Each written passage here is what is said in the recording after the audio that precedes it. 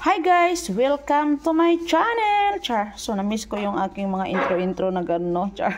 So, magluluto na naman ako ng ulam ngayon guys. Ito yung aming dinner. So, meron akong garbanzos pala. 2 itlog. And then, may pinatoyong hipon. Hibi ang tawag dyan, no? Hindi. Then, siyempre, onion and garlic. So, napaka-simple, no? Simpleng ulam lang talaga to. Madaling lutuin. So, hihiwain ko muna yung garbanzos.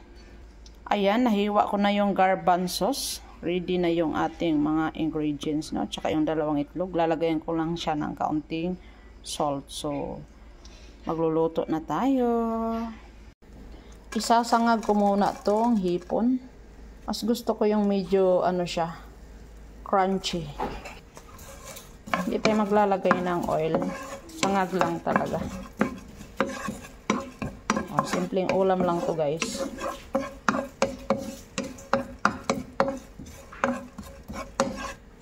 So pag nasatisfy ka na, hanguin mo na yan.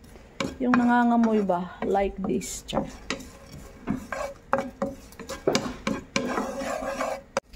Dahil feeling ko okay na siya, hahanguin ko na siya sa kawali. Then maglalagay tayo ng oil. Ahin natin yung sibuyas.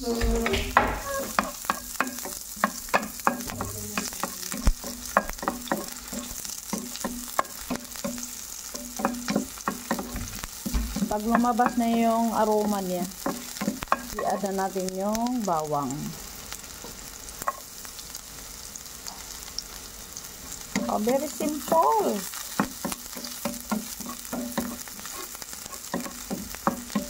Smell good? Yeah. Are you excited to eat? What are you talking about? So, okay na yan. I-add na natin tong garbanzos. Like marinade? Yes po. Yay. Yan. I-saute lang natin yan. Hanggang sa masatisfy ka.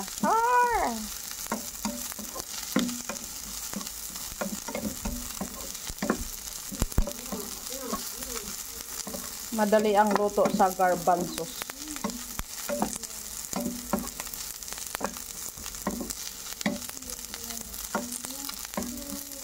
Fresh from the farm tong garbanzos ko. Walang halong chemical. Pawang katotohanan lamang. Charis! Mag-a-add ako ng black pepper. Tansyahan lang to dyan. Kaunting oyster sauce.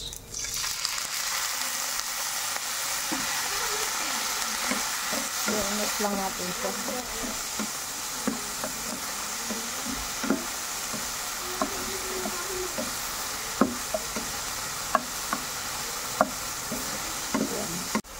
Then, i-add na natin yung egg.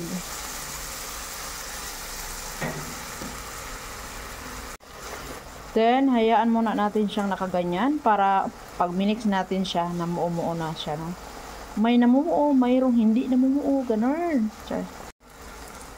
I-add ko na yung ating hibi.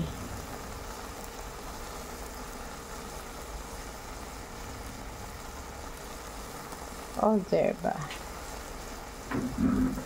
Perfect mga jay. Saka natin yan i-mix-mix. Saka natin siya i-mix-mix. Pwede siyang hindi nyo i-mix. Pwede yung i-mix. Yan. That's it. Okay na yung aming dinner. Tikman natin. Gusto ko kasi sa garbanzos, crunchy pa siya. So, ayan guys. Taste test.